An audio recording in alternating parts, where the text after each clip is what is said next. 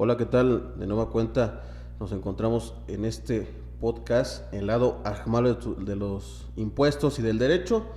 El día de hoy nos encontramos con un invitado muy especial, ya lo están viendo ahí en pantalla.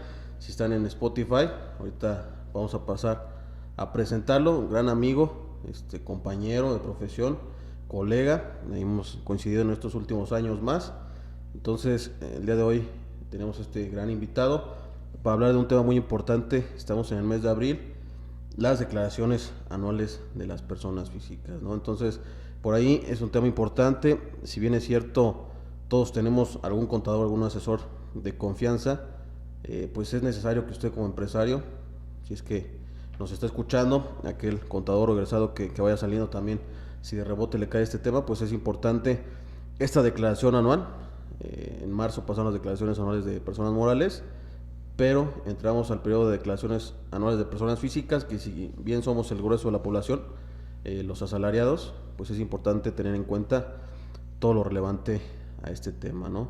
Ahí agradeciendo siempre el favor de su atención a todos los que nos siguen en nuestras redes sociales, en Spotify, YouTube, Facebook, Instagram, y también nuestra nueva página de Tax Paper, que está ahí circulando también tipo periódico. Entonces, pasamos a presentar a nuestro invitado, estimado Alan. ¿Cómo estás? Bienvenido.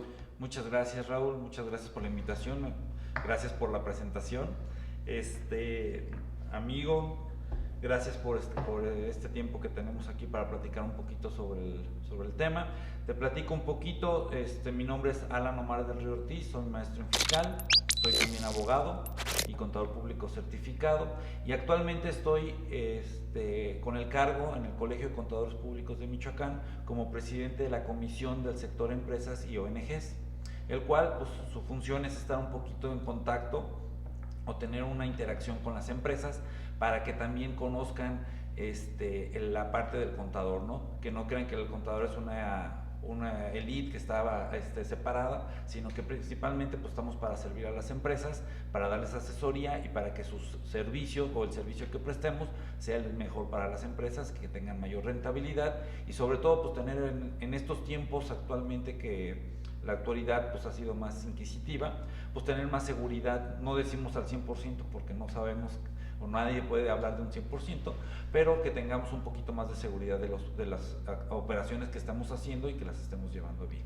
Excelente, excelente, Ana. Pues ya vieron a todo nuestro auditorio, todos los que nos escuchan, es gran invitado, gran experiencia, contador, licenciado en Derecho, maestro en Fiscal, contador público certificado y actualmente presidente de esta comisión empresa y ONGs. Como bien dice, pues si bien nuestro nicho de ACMAR va encaminado a todo el contenido de valor que hacemos a los empresarios, pues no escapa de la mira el contador, el asesor, y es por eso que, pues, dentro del Colegio de Contadores, el Instituto Mexicano de Contadores Públicos, que tiene diversas dependencias o diversas asociadas a nivel nacional, en el caso de Michoacán, en esta ocasión nos toca tener invitado al presidente de esta comisión del sector empresa. Entonces, ahorita hablaremos con más profundidad la importancia que tiene el asesor dentro de la empresa, pero en este caso a las personas físicas, para el correcto llenado de la declaración anual. Entonces, estimado Alan, pues si quieres pasamos a discutir un poquito, hablar un poquito de esta cuestión de la declaración anual. Sabemos que en tiempos recientes la declaración anual ha sufrido, el aplicativo del SAT ha sufrido algunos cambios muy considerables. Esta cuestión de la tecnología, toda la era digital, pues ha permeado en el área fiscal, y pues ya la declaración anual en los últimos años ha tenido cambios importantes, ya lo hablaremos más a detalle más adelante, pero sí se requerirá siempre tener un contador. Esa manifestación que han hecho dos de nuestros presidentes, desafortunada a título personal, en donde señalan que la presentación de las declaraciones no se necesitaría contador. Vemos que en la práctica pues es otra cosa, ¿no? No sé ahí, derivado de toda la experiencia que tú tienes y lo que hemos visto, amigo, ¿cuál es la importancia que reviste antes de pasar al tema de la declaración en sí? ¿Cuál es la importancia que reviste previo a la declaración, al llenado de la declaración anual, de cumplir con esta obligación, el tener esta comunicación con el asesor para que, pues, el contribuyente no tenga problemas con el SAT? Sí, mira, haces un buen comentario y ciertamente coincido contigo. Es desafortunado lo que opina el presidente. o los dos últimos presidentes que platicaban un poquito de eso, ellos venden la idea de que es muy sencillo, lo cual es incorrecto. Ciertamente no se ocupa ya un contador, se ocupan 2 o 3 para poderle entender. Ha sufrido muchos cambios, a mí me tocó desde que las declaraciones se presentaban en papel, ya hace algunos añitos, Sí, sí, sí. y había que llenar, etcétera, etcétera. Me tocó el cambio, sí ha sido un cambio significativo en toda la información que hay que llenar, que hay que presentar, de los cruces que va haciendo los sistemas. Cada año cambia el sistema. ¿Por qué? No sé. No sé si el sistema que generen es el último, no es el mejor, tratan de hacerlo mejor, ojalá que esa es la finalidad, pero cada año es diferente. No hay 2 años donde la declaración, el formato o el applet, que ellos le llaman el sistema, sea el mismo. Y esto genera que cada año, a principios de que presentamos la declaración, los primeros días, pues el sistema está inestable y a veces pues no funciona bien o no carga bien o la información que debe de traer no es la correcta. Entonces también eso a veces nos detiene a que la presentación sea ágil y verás como supuestamente las autoridades mencionan. Y ciertamente, pues bueno, la declaración anual revierte una importancia muy grande porque es el resumen de todo lo que hicimos en un año de calendario, en un año fiscal de calendario que inicia en enero y termina en diciembre. Regularmente, pues bueno, tenemos operaciones, las personas físicas, nos vamos a enfocar en personas físicas, pues tenemos algunas operaciones que tenemos, pero por ejemplo, si somos sueldos y salarios, pues adicionalmente también, pues a lo mejor recibí algunos intereses porque tengo un ahorradito en el banco y que regularmente pues no lo platicamos con el contador. No sé si piensan que el contador es el que les va a cobrar el impuesto. Nosotros somos los facilitadores a que cumplan con la obligación. El dinero no es de nosotros, el dinero no nos lo quedamos nosotros. No porque vengan y nos platique un empresario, oye, yo nomás cobré 5 pesos de una rentita, y allá atrás tengo muchos ingresos. No, el dinero no es para nosotros no le vamos a decir, ay, no, pues entonces no pagues impuestos, ¿no? Ajá, Yo creo que correcto. algunos piensan eso, ¿no? Sí, sí, sí. También, por ejemplo, tienen algún otro tipo de ingreso, ¿no? Y solamente nos señalan el que nosotros conocemos. Así es. Por ejemplo, así están es. rentando algún local, alguna casa y demás, y nosotros ni enterados. Eso que tú comentas es lo más común. Nos llegan y nos pasan, por ejemplo, en arrendamiento, ¿no? Que te dicen, oye, yo estoy rentando un localito chiquito acá y pues cóbrame poquito, ¿no? Y a la hora que entramos al applet, como tú bien dices, ha tenido muchos grandes avances tecnológicos. Uno de ellos es que los bancos, todas las constancias que antes nos daban en papel, o bueno, todavía nos las siguen dando algunos bancos en papel, ellos ya esa información se la pasaban al SAT desde antes, en febrero. Exacto. Y no es que lo pase el gerente de la sucursal, que es mi amigo, que me dice que no lo va a mandar. Esto se hace a nivel central, se hace en la parte más alta del banco, donde sus sistemas cada mes reportan las operaciones que son importantes para el SAT. Cada mes operaciones arriba de 15,000 pesos en efectivo, automáticamente el sistema lo manda. Ni siquiera le pregunta a nadie, solito lo manda. Y automáticamente en febrero se saca el resumen que manda el banco y se lo manda al SAT. El SAT ya tiene esa información. Y luego nosotros como contadores, cuando nos dicen hazme la declaración, pues nos metemos a la declaración y automáticamente ya aparece, ¿no? Intereses, ¿por cuánto? Pues por un dineral, ¿no? Entonces tú dices, oye, espérame, pues no tenías esta obligación. Ay, el contador, ¿y usted cómo se enteró? Pues no es que me entere yo, pues el SAT ya lo sabe. Exactamente. Entonces, ya esa parte, ya no la importancia no es que lo sepa o no el contador, de que si lo oculto al contador ya no pago. No, la cuestión es que hay que platicarlo con el contador. Oye, yo tengo esto, y esto, ¿qué podemos hacer?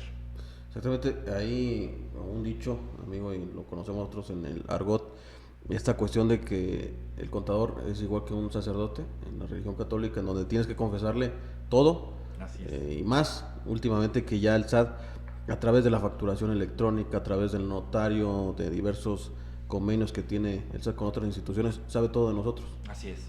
¿no? Así Sabe es. si compraste boletos de avión, si tienes alguna propiedad en el registro público, algún vehículo, todo eso.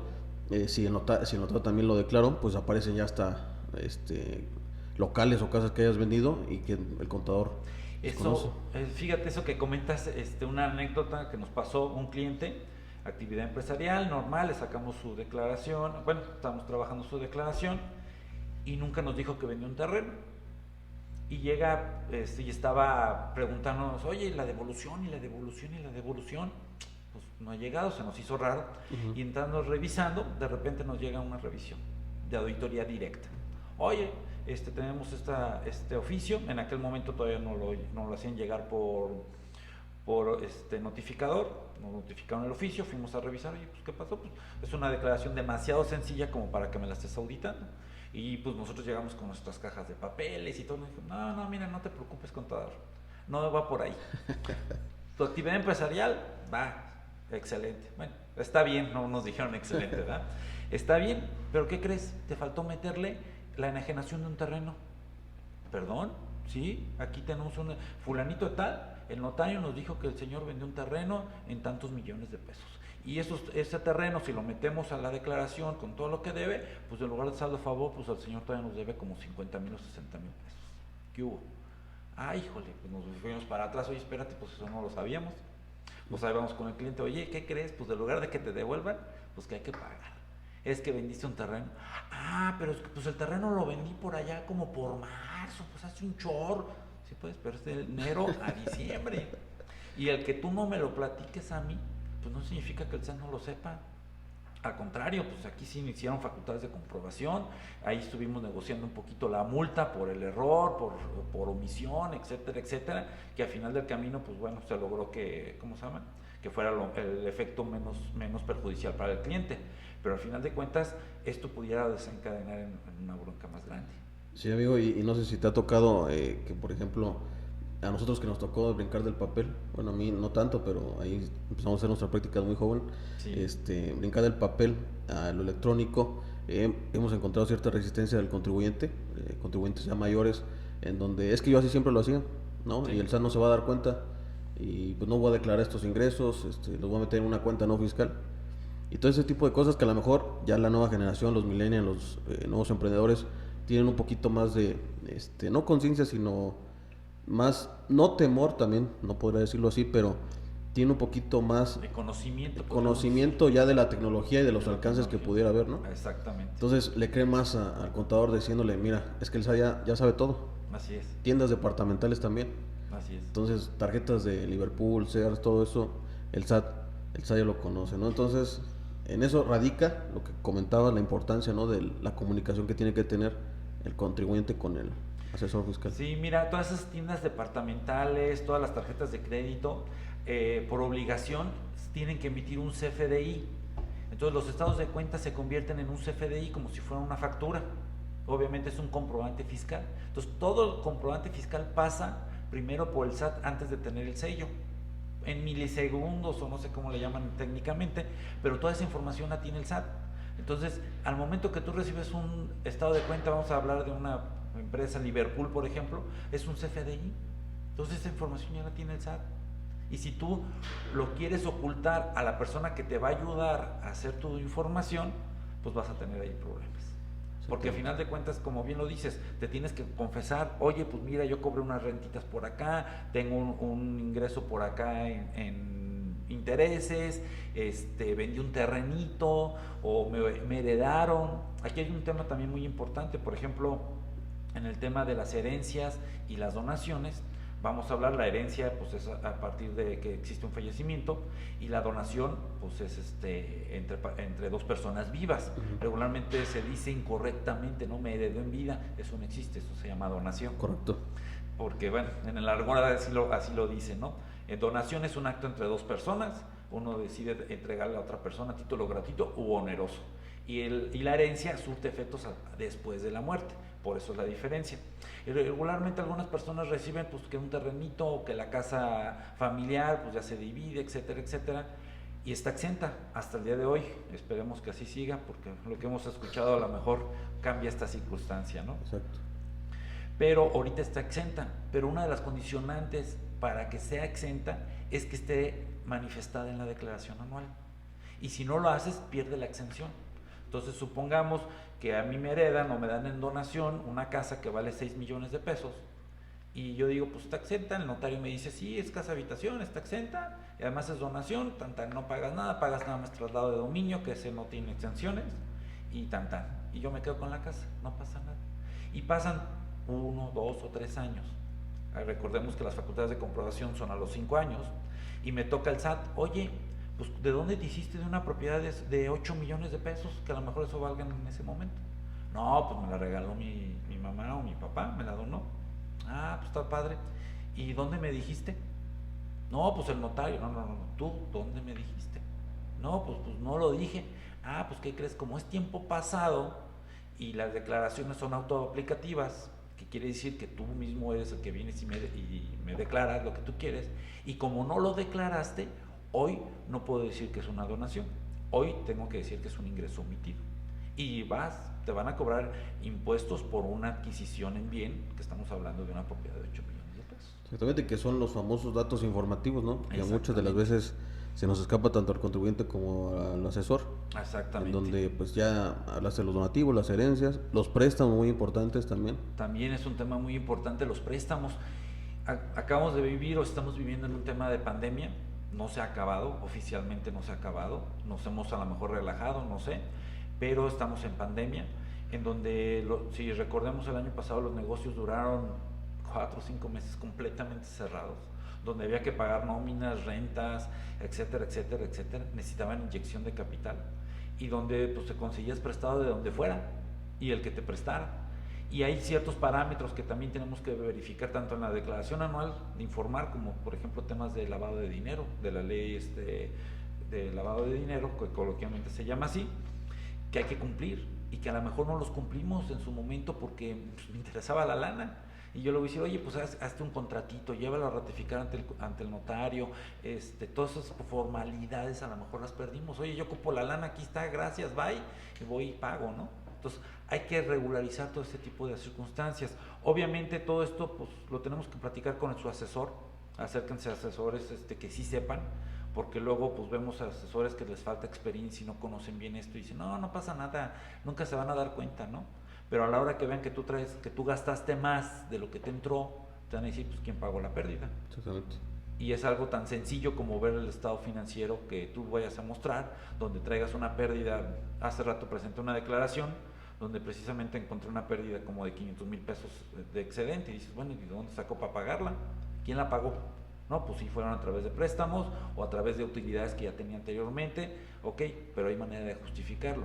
Cuando no lo hay, tienes el problema. Empieza el problema, ¿no? De lo que nosotros fiscalmente conocemos de discrepancia fiscal. Exactamente. Que muchos contribuyentes dicen, bueno, soy persona física, que mejor encarcelen o persigan a las grandes empresas, ¿no? Pero sabemos nosotros que en últimos tiempos, últimos años, ya todo es, la barredora va para todos, ¿no? Así es. Grandes, chiquitos. Así es. Como amanezca el SAT, de ánimo. Como amanezca, se agarra sectores, o como el robotito que tienen para hacer los cruces, amanezca, agarra. Y como anécdota te platico, a mí me ha tocado ya casos en discrepancia fiscal que tienen que ver con trabajadores que le depositan a su mujer en cuentas bancarias y le llega la discrepancia fiscal a la esposa. Y le dicen, oye, tú en el año recibiste, no sé, 300,000 pesos de depósitos y no estás dada de alta en el RFC, origen y procedencia, vémelo aclarar. No, pues es que resulta que mi marido que trabaja haciendo carreteras está en el sur del país y le depositan en su nómina y él me la deposita a mí. Ah, ok, pues bueno, tráeme documentos que digan eso, tráeme los estados de cuenta, que dónde viene el origen, dónde está llegando, y tráeme que es tu marido, compruébame que es tu marido. Entonces, aguas, porque luego también viene la discrepancia para las personas que no tienen ese vínculo. Exacto. Estamos hablando concubinos, pues hay que generar la constancia de que eres concubino. Exacto. O las novias o etcétera, que a veces pues ahí no hay vínculo jurídico. Entonces si yo le doy un dinero a mi novia y la novia va y lo deposita, ella tiene una bronca de discrepancia fiscal. Exactamente. Y más aún si los depósitos son en efectivo. Exactamente. Amigo, entonces se torna complicado. Imagínate, estamos hablando de la declaración anual y apenas vamos en la confianza que debe haber en el asesor. Exactamente. ¿No? Y que se sugiere que sea esa confianza en el momento de realizar la operación o antes o previo porque si ya estamos en la declaración anual, ya es un año nuevo y ahorita como hay forma de modificarlo, ya no hay. De hecho, lo que comentas es muy importante. Yo soy partidario de la prevención, hacerlo antes de, oye, voy a hacer esto, ¿qué puedo hacer? Ah, mira, no lo hagas así, hazlo así, así, así, para cubrir estos aspectos. Regularmente, pues algunos nos llegan ya cuando el niño ya se ahogó, ¿no? Contador, hice esto, así. Uy, pues ya la regaste, ¿y ahora qué vamos a hacer, no? Y andas queriendo tapar. Todavía el año pasado, pues todavía medio se puede tapar. Pero nos llegan ya en abril, cuando ya pasaron 4 meses, y como todo es electrónico y todo tiene fecha del día en que se hace, pues ya no hay mucha manera que se pueda hacer. Y a veces se molestan, oye, contador, pues ya no puedo hacer nada. Pues sí, pues, pero me estás hablando 4 meses después de que hiciste la operación. Me hubieras hablado ese día. O nos pasa que el día 30, oye, me acaban de depositar, esto pasa muy seguido con empresas que trabajan con gobierno, a las 5 de la tarde, el día último del mes, le depositan las facturas grandes. Y me dice, oye, me acaban de depositar, son las 6 de la tarde, me acaba de depositar gobierno tanto dinero, ¿qué vamos a hacer con él? Híjole, pues a las 6 de la tarde, pues págale proveedores si es que te deja el sistema, y si no, ya te quemaste con el dinero ahí. Te va a tocar pagar el IVA y te va a tocar pagar el ISR. Exactamente. Sí, que son ya imponderables, ¿no, amigo? Pero lo que se pudiera prever, en el caso específico de las personas físicas, donde ya sabemos, hemos hecho una proyección, por ejemplo, estamos en noviembre, en septiembre, hacemos una proyección del impuesto que puede generar el otro año.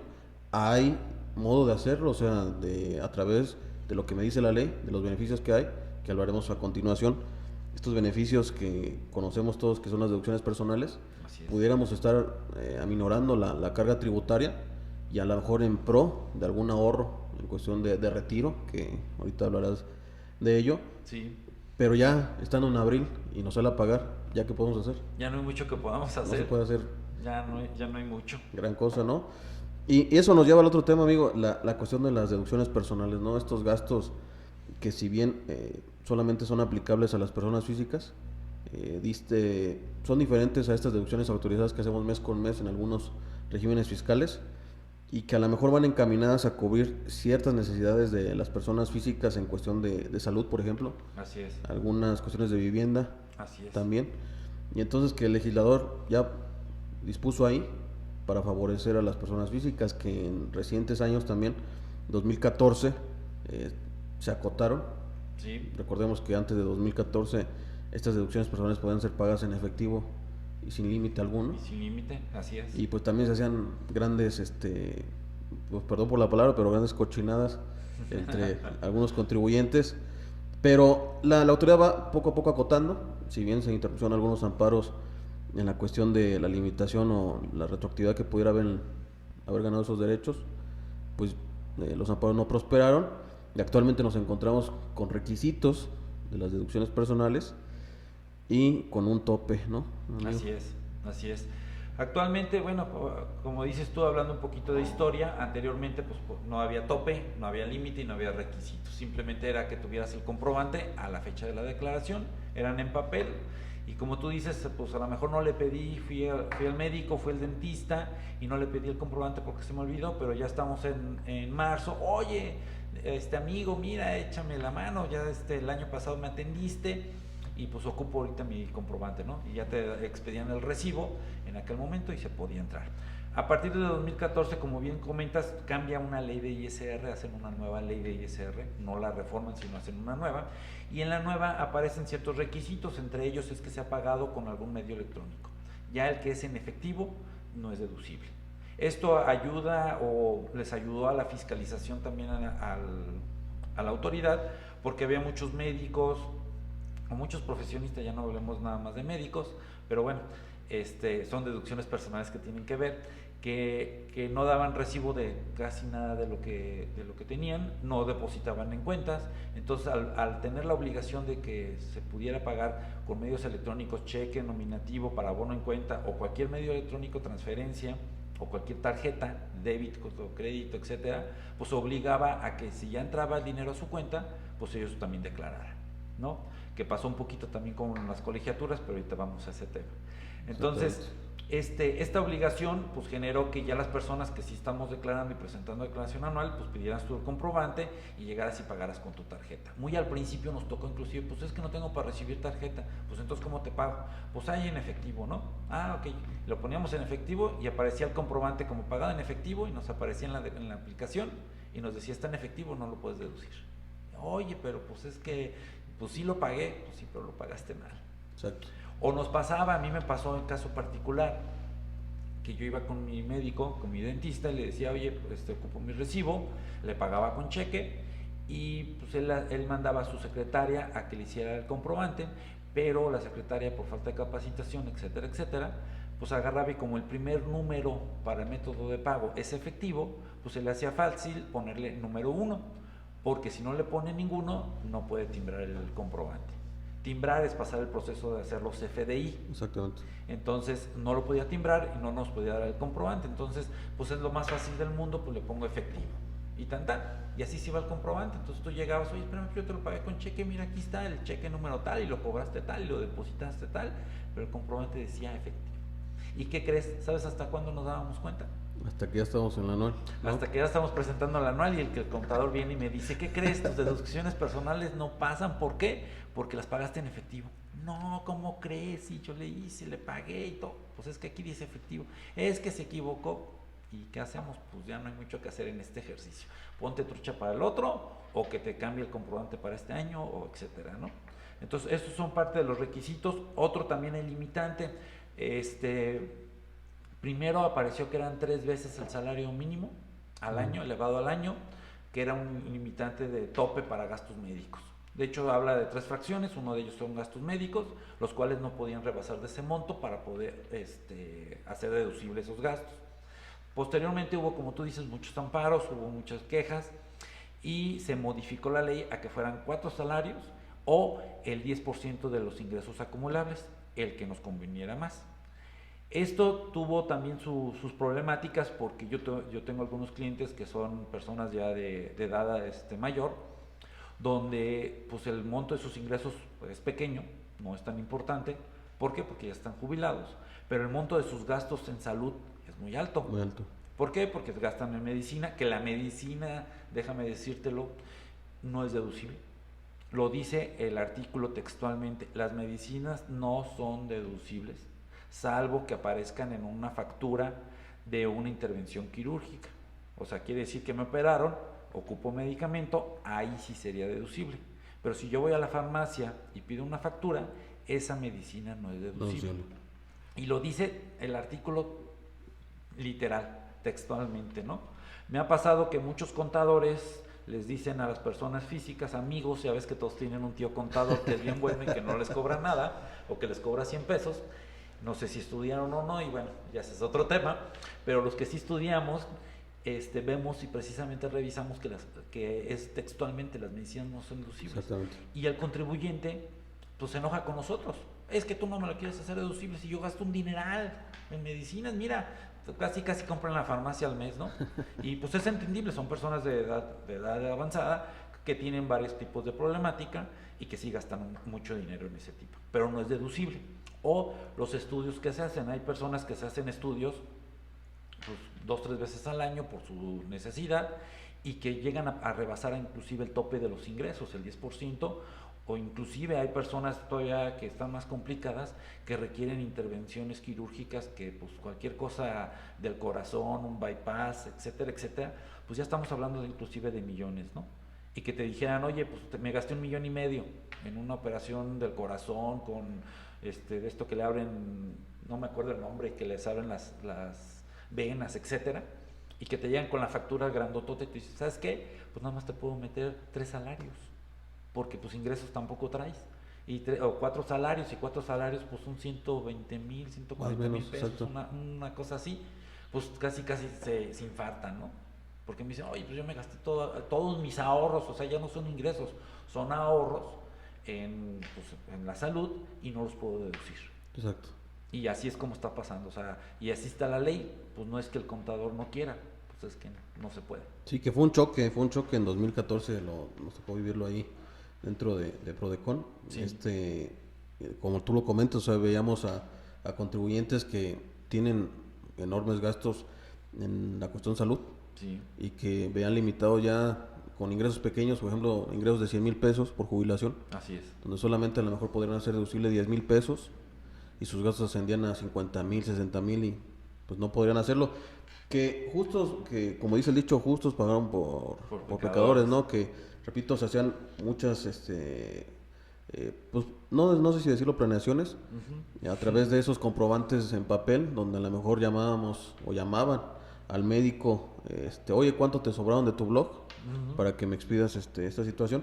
Y que pues pasó esto, fue un choque, se interpusieron amparos, se reformó el artículo en cierta cuestión de los topes, y pues actualmente está vigente, ¿no? Está vigente el tope, está vigente los requisitos para poder considerarlos dentro de la declaración, y que también hay que ser objetivos. Salió el decreto que ya actualmente está en la cuestión de las colegiaturas, que es considerada otra deducción personal, que si bien no viene dentro de la ley, vienen en otra normatividad fuera de la ley, también es considerada una deducción personal, porque hasta la anual la podemos hacer, ¿no? Así es. Que ya no se lo, pero ciertamente los límites que nos ponen a cada sector educativo, pues para muchos de los contribuyentes resulta mínimo, ¿no? Pues casi, bueno, tocando nomás una embarradita en este tema, pues casi te toca o te hace deducible el monto de un mes de colegiatura. Exactamente. Y los demás, oye, y los 12 meses que pagas, pues quedaron fuera, ¿no?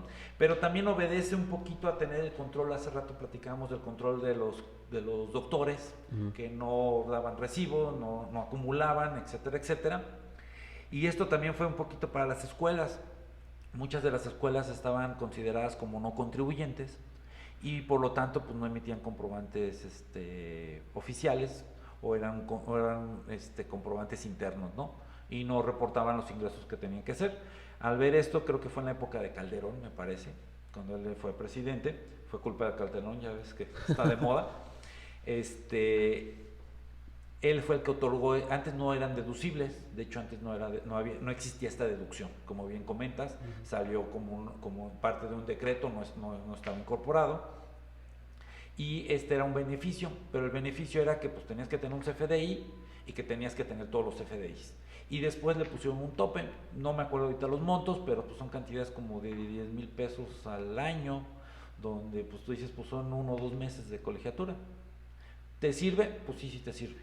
¿Sí te ayuda? Sí te ayuda. Y depende del grado que tengas a los hijos, te pueden ayudar. Pero obviamente pues mucho queda fuera, ¿no? Volvemos a lo mismo, igual que gastos médicos, gastas a veces mucho más, pero te queda fuera. Con sus bemoles, ¿no, estimado Ana? Porque fue una inscripción, no entra. No entra, no. Solamente pura colegiatura, hasta nivel bachillerato. Universidad, ya no entra. Ya no entra. Que los montos, que como bien saben, yo creo que la audiencia los conoce, estos montos o estos límites que hay en todos los grados o los sectores de la educación, según esto, la exposición de motivos es porque al Estado mexicano le cuesta eso al año, tener un alumno en una escuela pública, que pues es muy poco, ¿no? Es muy poco, ¿no? Yo no creo que sea por ahí, más bien el tema es, te doy poquita deducción para que me ayudes tú a fiscalizar. Acuérdense que también nosotros somos fiscalizadores.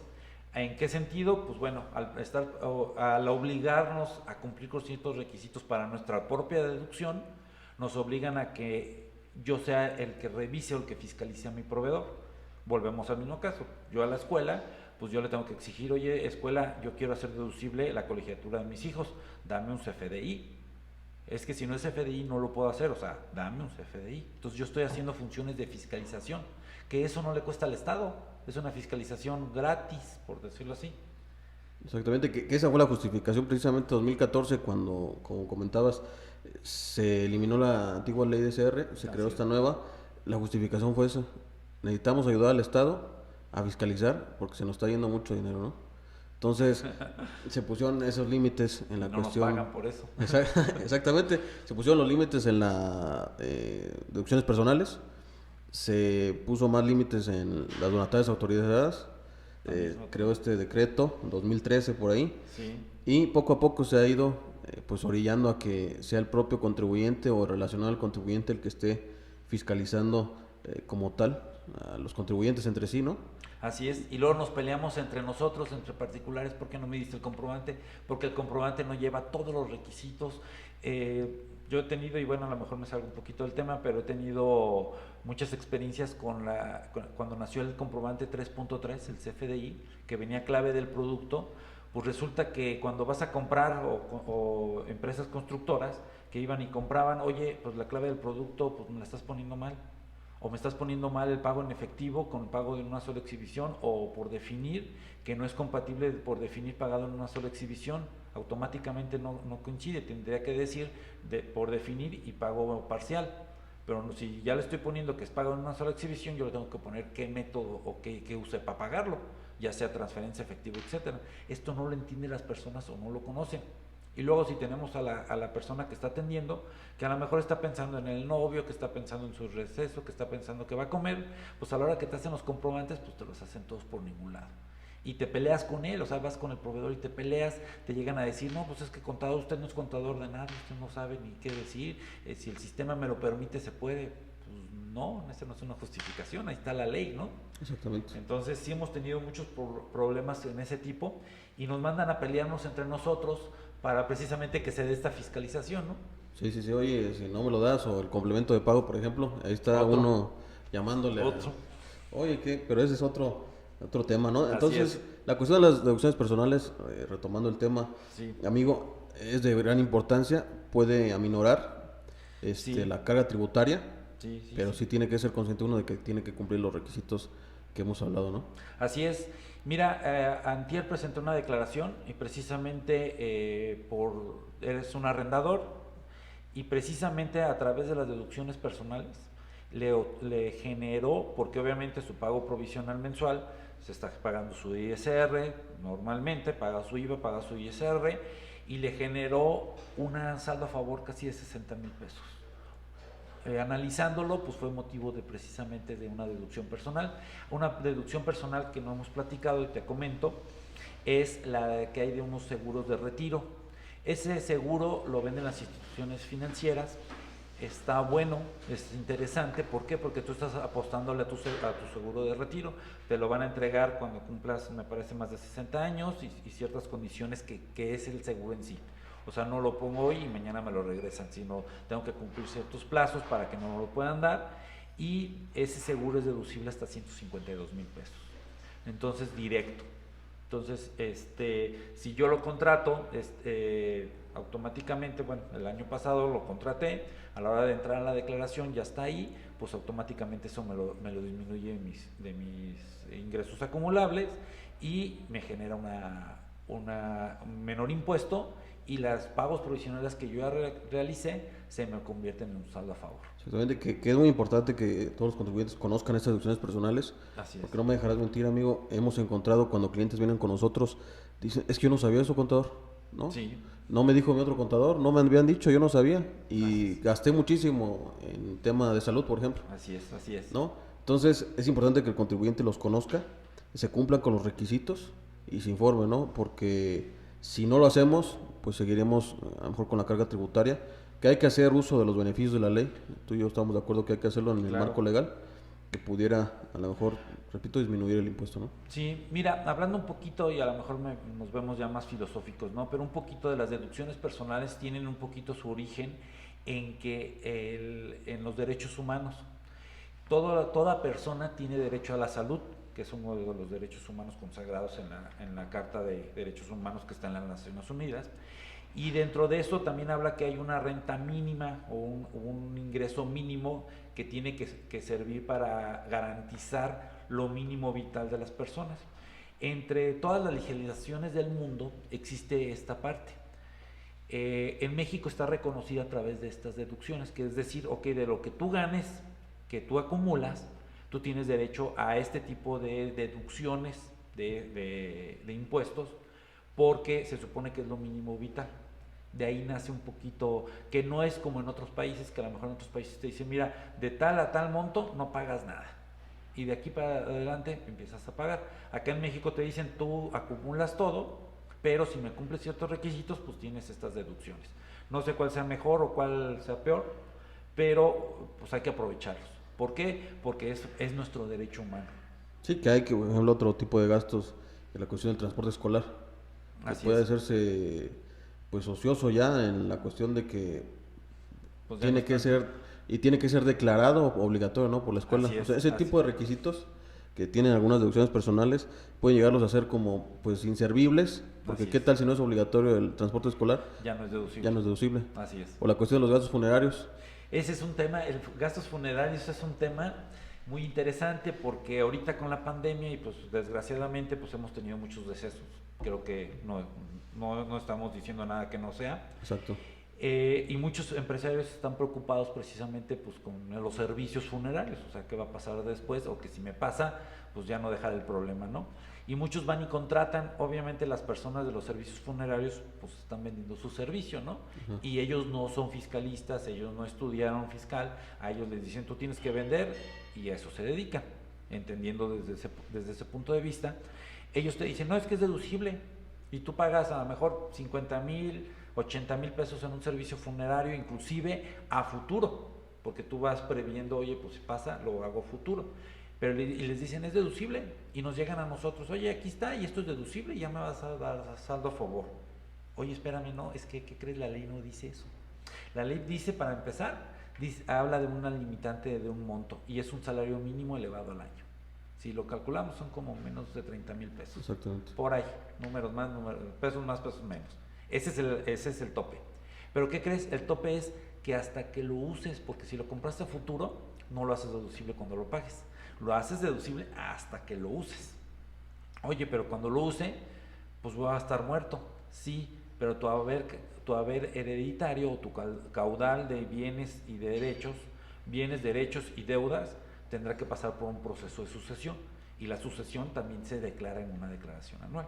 Ahí lo puedes deducir. O algún familiar. ¿Qué familiares tenemos? Pues tenemos línea recta, ascendente y descendente, que son los que pudieran entrar. Ascendente, pues tenemos nuestros padres, abuelos, bisabuelos. Descendientes, pues tenemos nuestros hijos, nietos y bisnietos. Y bueno, es hasta el 4º grado, ya no sé cómo se llama en 4º grado, pero esa línea es la única que podemos tener. Hermanos que son colaterales, en ellos no son deducibles.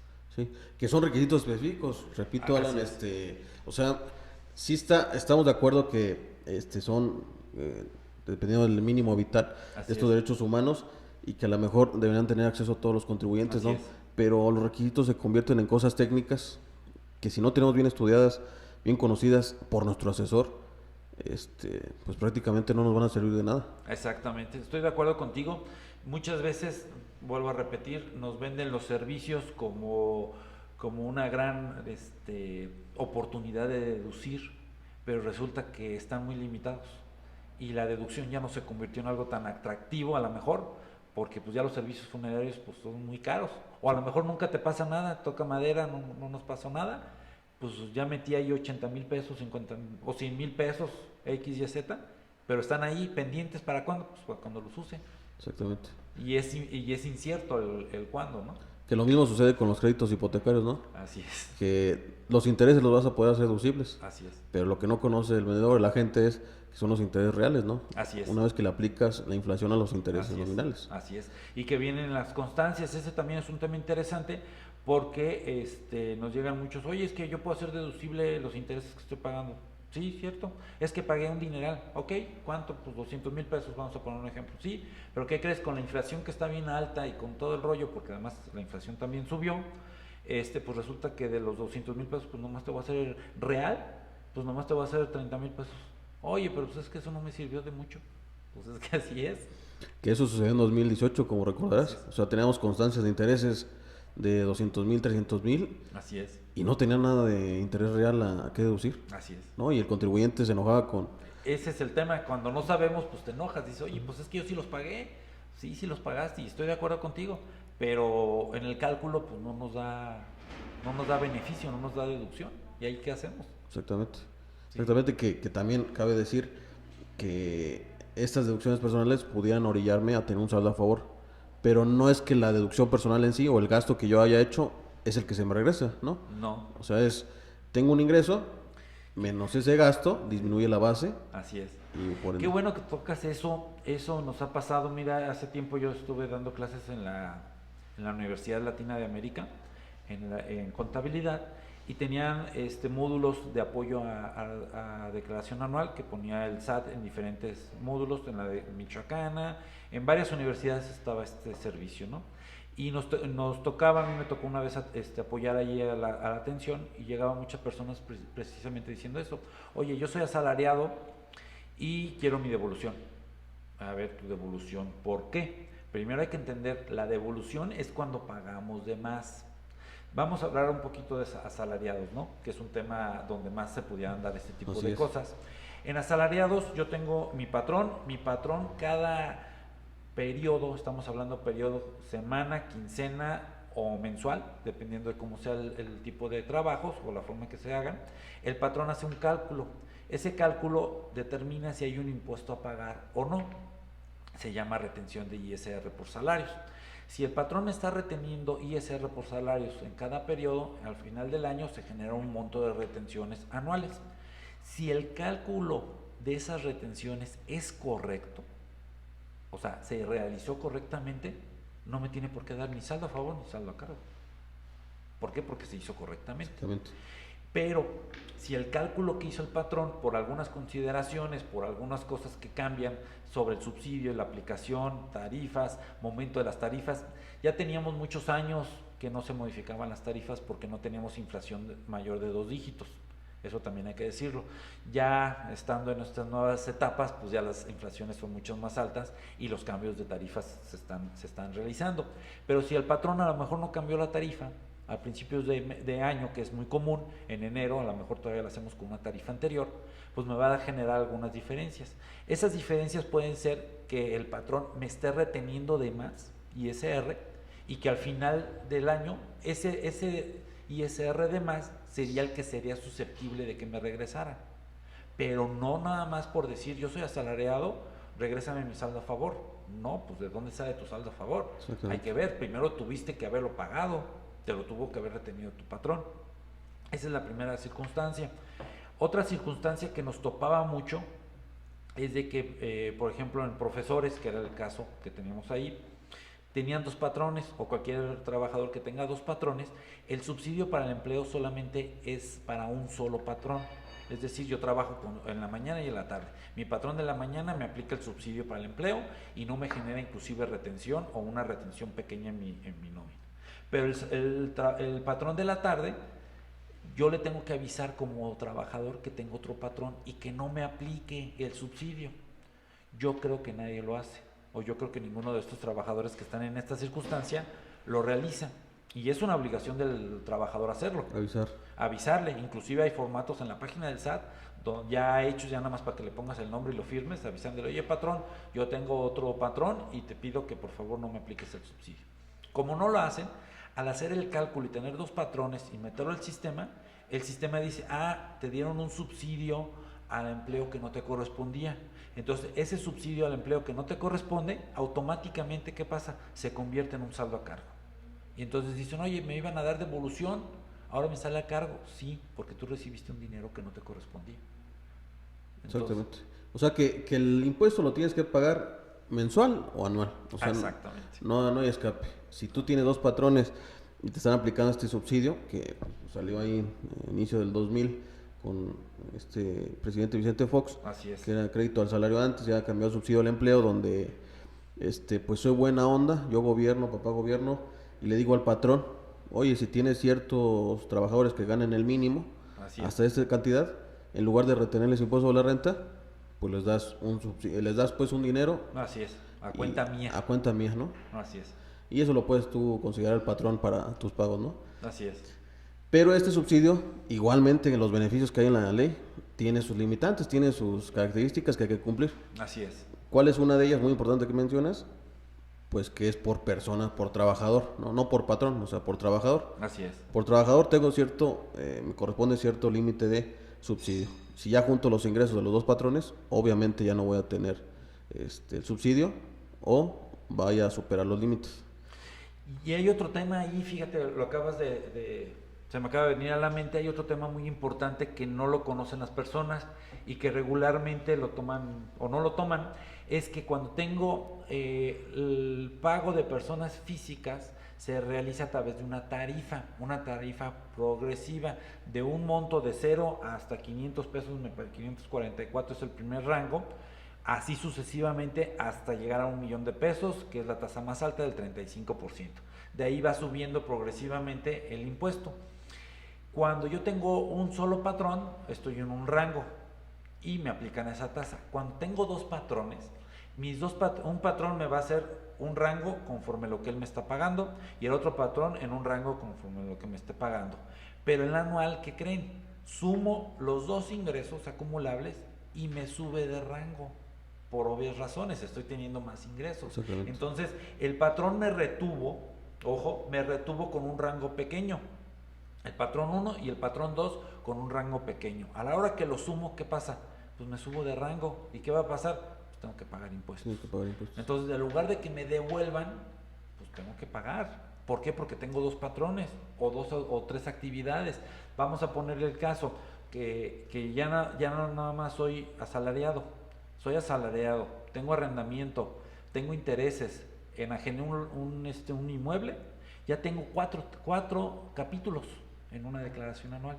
Ahí sí les pido vayan con un contador para que les explique bien, porque si no van a hacer mucho relajo en la declaración, y que les explique que el efecto acumulativo de todos los ingresos de estos capítulos van a generar que ustedes se suban de rango, de nivel, de renglón, como quieran llamarlo. Entonces, si antes pagaban sobre una tasa de un 12%, vamos a suponerle, te vas a ir a un 24, a un 26 o hasta un 30% de ISR. Y entonces te va a salir impuesto a pagar. Sobre todo también un tema importante, y bueno, ya que estamos en esto de la declaración anual, se me están viniendo el tema, cuando yo como persona física, a lo mejor yo vendo un terreno o una casa, el notario tiene la obligación de hacerme un pago provisional. Ese es un pago provisional, no es definitivo. ¿Por qué? Porque la ley de ISR maneja dos procedimientos. Un procedimiento para el pago provisional que realiza el notario y un procedimiento para la declaración anual. Son dos diferentes. Exacto. Entonces, cuando yo vendo el terreno, yo voy, el notario me dice, ¿sabes qué? Hay que pagar 40,000 pesos de ISR. Ah, aquí está, los paga. Entre ellos, a lo mejor, o bueno, vamos a ponerle puro ISR. Ya no nos metemos en honorarios ni temas de traslado de dominio. Sale. Y la persona dice, yo ya pagué mis impuestos de la venta, de la enajenación. Ya no tengo que hacer nada. No tengo que hacer nada. Yo ya, eso yo ya estuvo, ¿no? Y a la hora que nos llega y nos dice, hazme la declaración de sueldos y salarios, perfecto, nos metemos y aparece, oye, pues vendiste una casa, aquí está el notario, te dijo.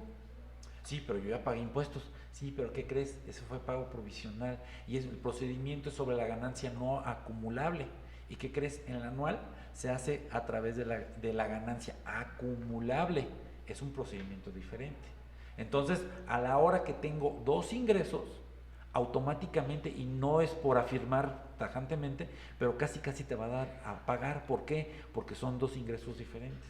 Y a la hora que lo sumas, te subes de tarifa y te va a salir. Y obviamente se resta lo que ya pagaste, pero el procedimiento es diferente. Entonces hay que tener mucho en cuenta qué estás haciendo. Por eso al principio lo platicamos, la importancia de decirle a tu asesor qué estás haciendo, qué hiciste el año pasado. Oye, vendí una casa. Ah, bueno, estos son las consecuencias de vender una casa. Exactamente, que también si sabemos los beneficios, pues y no han pasado, o ya pasaron 3 años de la última enajenación de la casa, pues estaría exento, ¿no? Pero volvamos a lo mismo, amigo. Sí. La importancia que reviste tener primero un asesor.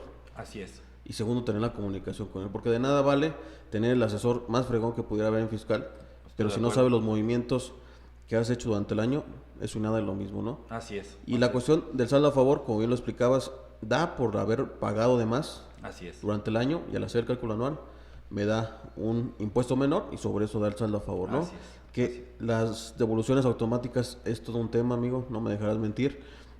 Las intermitencias del mismo sistema que ya platicábamos al inicio de nuestra charla, da lugar a que muchas de las veces se haga, pues, caso omiso de la facilidad, porque realmente la facilidad de la devolución automática es para muy pocas personas. Así es. Que realmente a lo mejor nada más tienen un patrón, no superan los 400,000, tienen deducciones personales de gastos médicos que no superan el límite. Así es. Y están las facturas, está todo bien, y puede ser que la devolución automática llegue, pero a contribuyentes que ya tienen la enajenación de un terreno, tienen ingresos por 4 o 5 capítulos, intereses, dividendos, arrendamiento, enajenación, sueldos, salarios, todo eso. Que ya está un poquito más complicada su declaración. Ya no es tan fácil que salga la devolución automática. Si es que sale, inclusive por cómo ha estado siendo modificadas las leyes, inclusive cuando juntas muchos capítulos, pues ya hasta te sale a pagar. ¿Por qué? Porque vuelvo al mismo, no prevemos o no pensamos o pensamos que ya pagamos el impuesto provisional por cada capítulo y ya la hicimos, y a la hora que sumamos, pues brincamos a otro renglón, ¿no?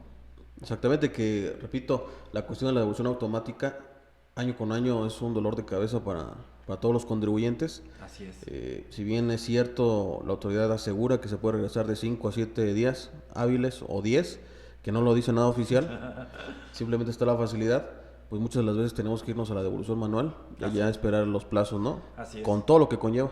Inclusive con que te abran una auditoría para revisar que la documentación esté completa, ¿no? Sí, pues entonces... Fíjate que comentas un tema importante, las campañas que hace la autoridad, ¿no? Me acuerdo mucho que inclusive lo comentamos en algunos foros, viene la publicidad, ¿no? Presenta tu declaración anual en abril y la devolución automática es en 5 días.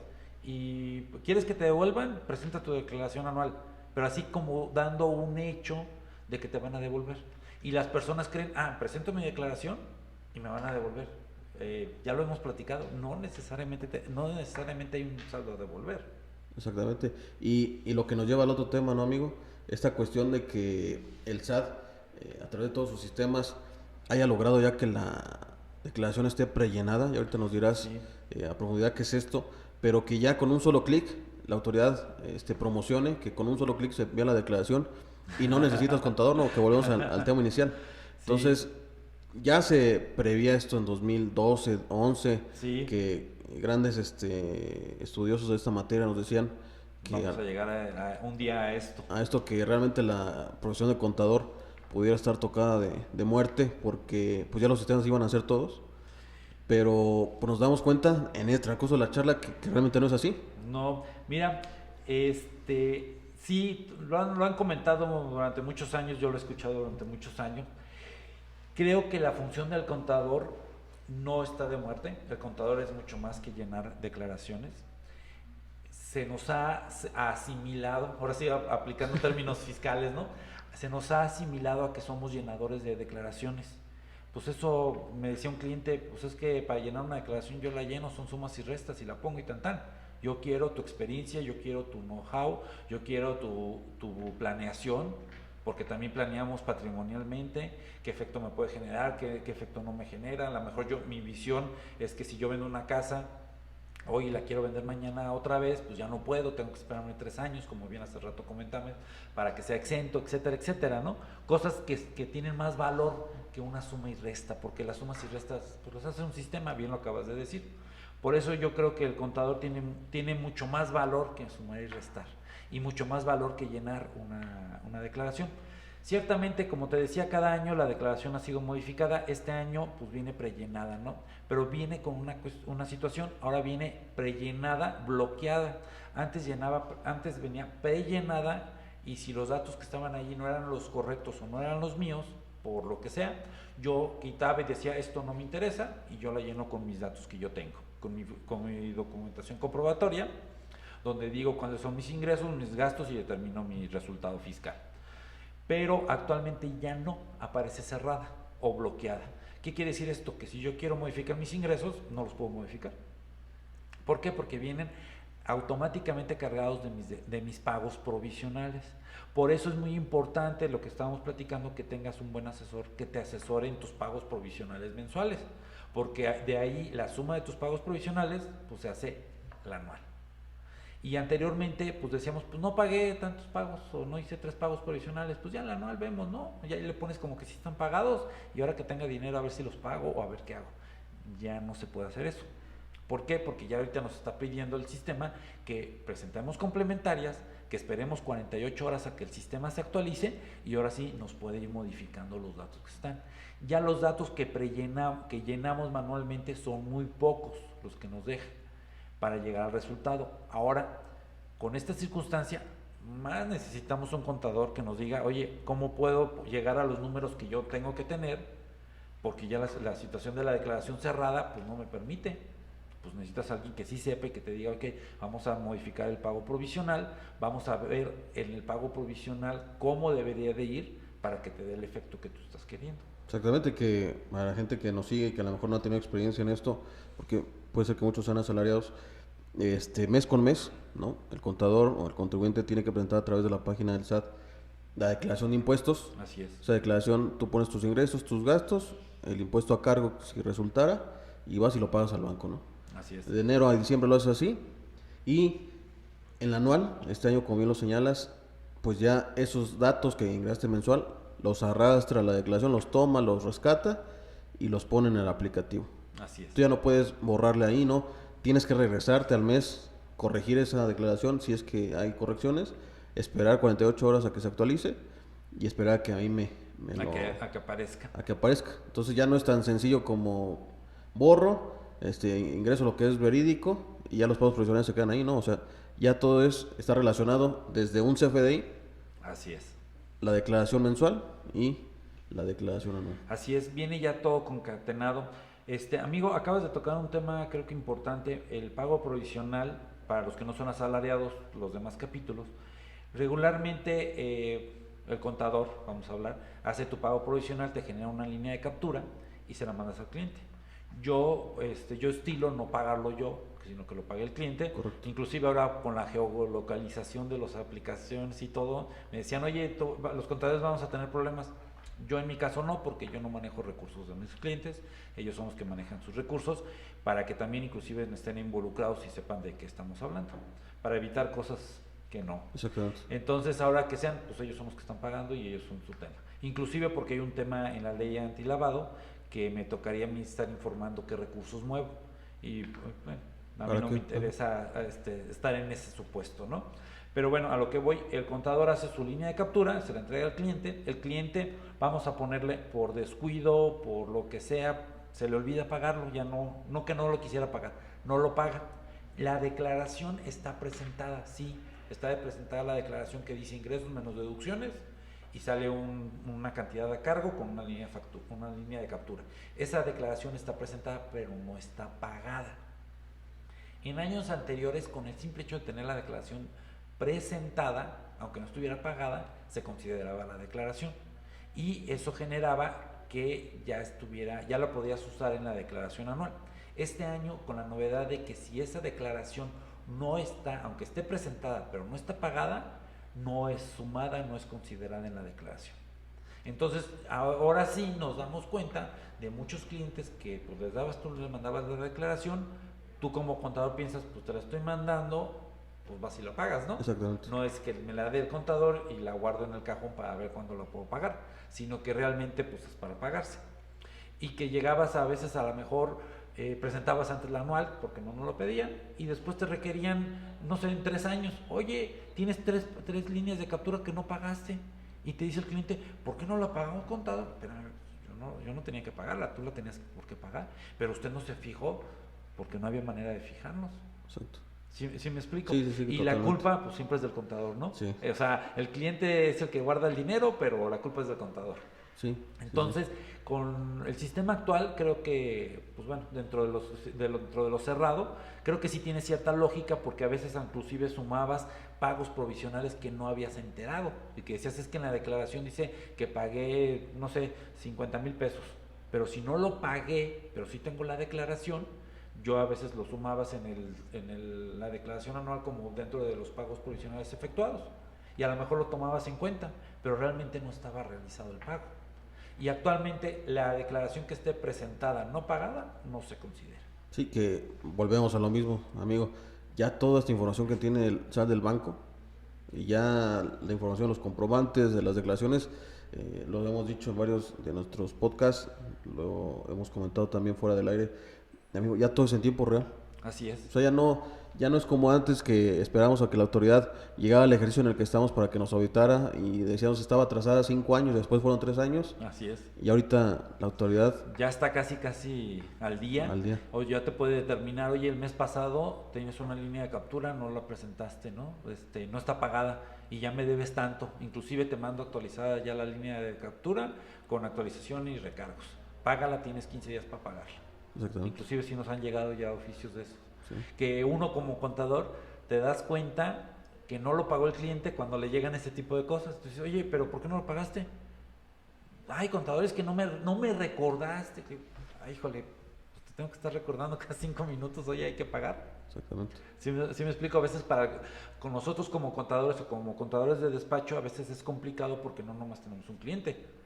Entonces tú dices, yo hago mi proceso, termino el pago, te lo mando, y yo digo, pues sabes qué, pues ya eres una persona adulta, responsable, que sabes que tienes que pagarla.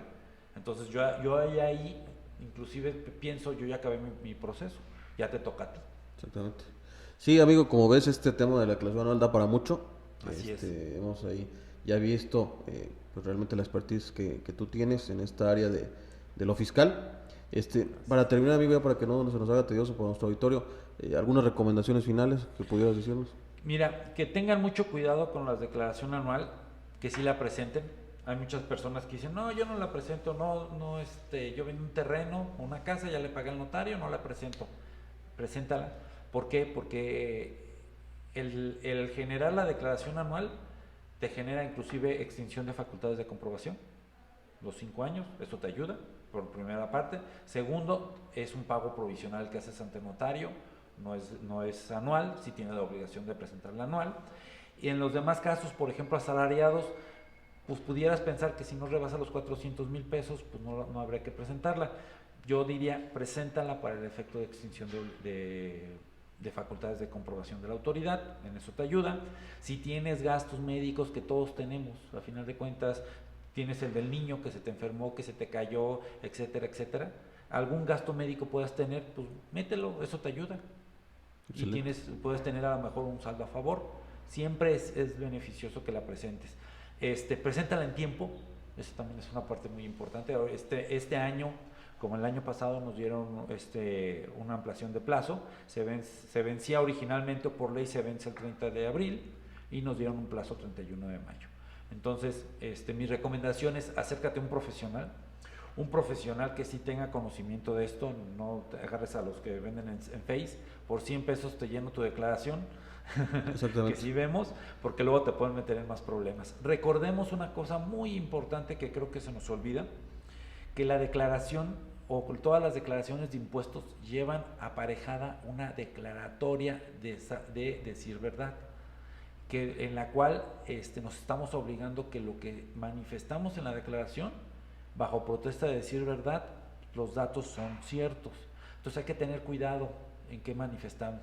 Entendemos que hay errores, somos humanos, todos nos podemos equivocar, inclusive a veces nos equivocamos en un 0, y de ser 10,000, pues le ponemos 100,000 o le ponemos 1,000,000, y las consecuencias son diferentes, pero se nota que es un error de dedo, etcétera, etcétera. Todos nos equivocamos, pero a veces manifestamos cosas que no debemos de manifestar, o omitimos cosas que no manifestamos. Entonces, sí es necesario que se presente bien la declaración con un profesional. Acérquense, hay muchos contadores profesionales que les pueden ayudar, que conocen de lo que hemos estado platicando, de las limitantes, etcétera.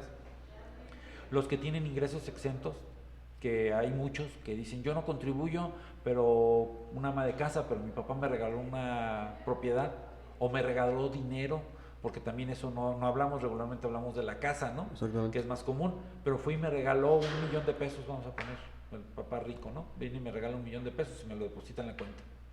¿Qué pasó? Pues hay que declararlo. ¿Cómo? Pues como una donación. Oye, pues es que pues me lo depositó directamente en el banco. Ok, pero recordemos que si no lo manifiestas en la declaración anual, se pierde la exención. Exactamente. Entonces el 1,000,000 ya le debes alzar 350,000 pesos. Nada más. Nada más. Por no informarlo. Por no informarlo. Entonces ese es un problema. Exactamente, amigo. Pues te agradezco mucho, estimado Alan. Nada más ahí, si quisieras poner o decir más bien dónde te pueden encontrar, si tienes un despacho. Mira, redes sociales. Tengo mi despacho, tengo mis redes sociales, estoy en Facebook con mi nombre, Alan Omar del Río Ortiz, allí estoy, ahí me pueden encontrar. Tengo mi despacho, el despacho tiene más de 20 años trabajando, en lo que es asesoría fiscal, contable, legal, hacemos también litigio fiscal, también hemos trabajado en litigio civil y mercantil en algunos casos. También trabajamos la parte de los contratos, que es una parte que ya ha tomado mucha relevancia últimamente. Anteriormente pues lo dejábamos un poquito atrás, pero ya la fecha cierta, ya todo ese tipo de cosas nos da una obligatoriedad de llevar a cabo todo este tipo de documentos, que también nosotros podemos asesorar en este tipo de cosas. Excelente, amigo. Excelente, pues yo te agradezco bastante que hayas tenido la oportunidad de acudir a la invitación. Yo sabes que te estimo. Ahí hemos tenido amistad ya en los últimos años ya que nos ha juntado la profesión. Ahorita tú como presidente de la comisión, que formamos también parte ahí en el Colegio de Contadores. Claro. Y pues voy a decir solamente nuestras redes. Ya saben, encontrarnos en Facebook, Agma Soluciones y Blindaje Corporativo. Igualmente en el canal de YouTube, Agma Soluciones y Blindaje Corporativo, donde se suben los videopodcasts. En Instagram también subimos ahí imágenes, noticias, agmar.blindaje, la página de internet agmarblindaje.com. Repito, lo nuevo que estamos sacando, el tax paper por Agmar. Por ahí nos pueden encontrar en las redes sociales también. Y por último, el programa que estamos escuchando, el lado amable de los impuestos y del derecho. Entonces, te agradezco mucho, amigo. Gracias a ti, gracias por la invitación. Me da gusto coincidir aquí contigo y estar pues platicando de este tema, ¿no? Que es muy importante. Excelente, amigo. Pues los saludo a todos. Recuerden saludo a todos. Acudir con su asesor de confianza, tomar control de sus impuestos y nos vemos hasta la próxima. Hasta luego. Gracias.